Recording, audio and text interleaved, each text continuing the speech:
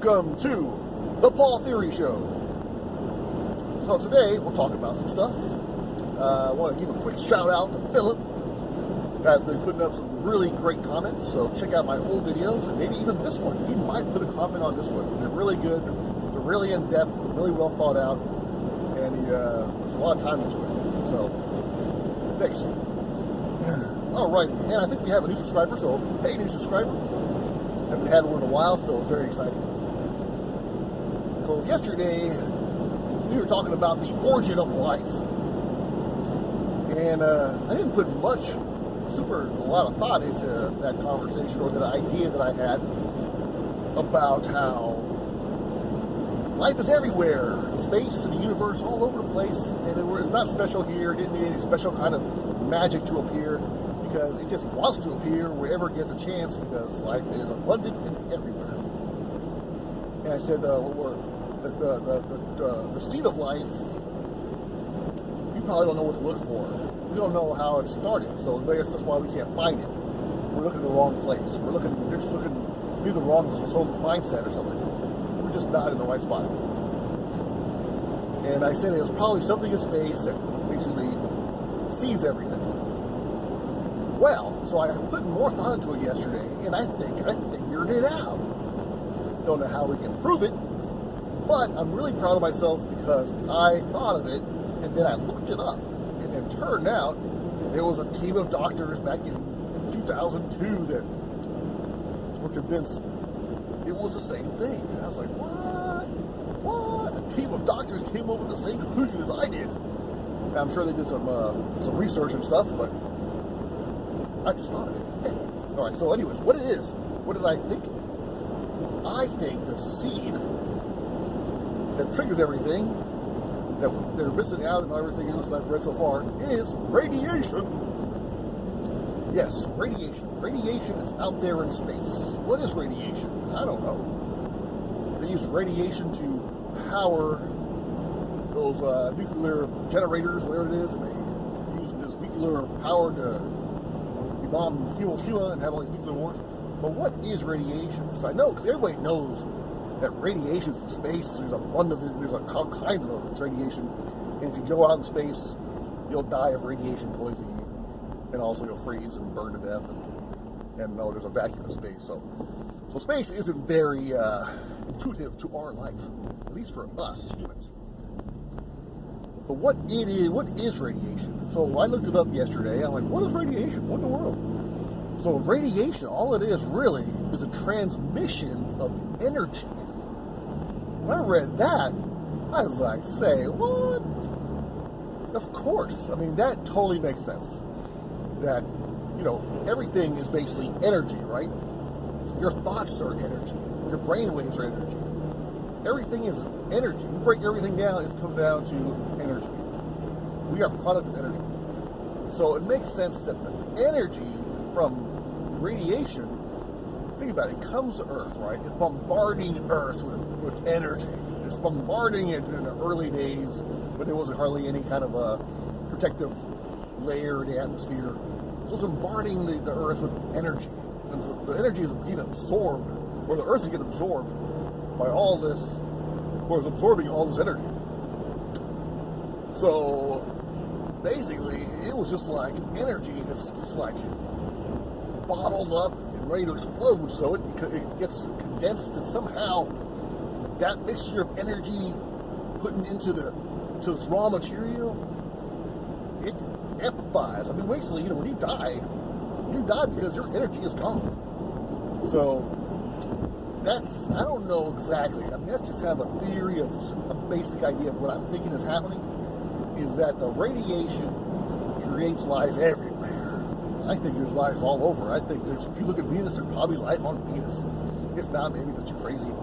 Maybe when it settles down and there's a ground to walk on and there's a water, maybe you probably need water too, that's my guess. You probably need some water, some probably basic fundamental blocks that you need for it to absorb, to sit and actually create.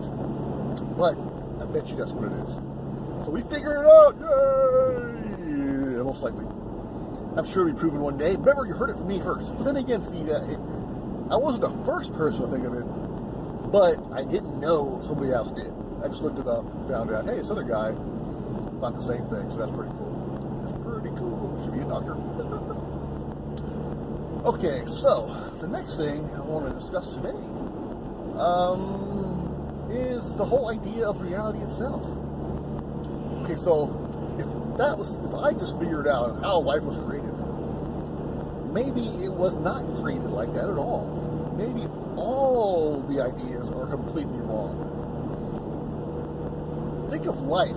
This is another theory. These are not all facts, so you know. Think of life as a book. Your life is a book. My life is a book. Let's just, you know, go with me on this. Okay. So say you're reading a book, right? You read a book. There's a beginning and an end because you're reading it. You're reading along all the pages. But at the same time, that book is everywhere, everything, all in one condensed book, all these pages. So at any given time, you can pick up that book and you are reading the beginning, or you can pick it up and read the end, or you can just go straight to the end. There's no time in a book. When you read the story, though, there's obviously a timeline because you're reading along. But the book is there. Maybe your life is like a book. Maybe you are reading your own book at this point, in a sense. So maybe there is really no time in life, and maybe there is no anything else. Think of it this way. Right now, you're watching this, correct? Okay. Now, think about yesterday, maybe a year ago, 10 years ago, or when you were a little kid. That is all a memory in your head. But you are only aware of the now, right now. I mean, you're only really living in the now. You can't kind of flip back in your book to when you were a kid and live it again. Maybe you can memorize, you can remember a little bit of it. But really, you're just in the now, right? Now, imagine this, if you will. What if there was a way to put memories in your head? And there's movies like that all the time. There's movies where, like, oh, was it? No. What movie was that? I don't know. There's movies where people have false memories. They are implanted memories in your head. So basically, the point I'm trying to make is, everything in your past could have been implanted in your brain this morning when you woke up. Maybe you didn't have a yesterday. Maybe you were never really born. Maybe you didn't have a childhood. You think you did because you remember it really, really well. But like a dream, you can have dreams and, you know, you lived your dream and you had a great dream, but you never really lived that dream. It was just made up in your head. So, is it possible that everything is fake? Everything is implanted. Maybe you never really lived in the past. Maybe you're always in the now, and all these implants are in your head. So going forward, is your destiny already pre-written? Maybe it is. Or maybe there really is none. Maybe tomorrow you'll pick up another book. A book of somebody else. You would never really realize it because when you're in another book, you already have implanted all your experiences as a kid. All your life memories. So maybe that's how it is. Maybe everything is virtual. It's like so another thing also in a book. And when you or in a dream, in a book or a dream, or let's say a book. Say I'm writing a book. Say I'm the writer, you're the reader. We have this connection. There's two of us. I'm the writer, you're the reader. I could be the writer and the reader. Just don't realize I'm the writer because I wiped out that memory. But let's just say there's two of us. I'm the writer, you're the reader. And you're going through life, and you say, I wonder how I became so.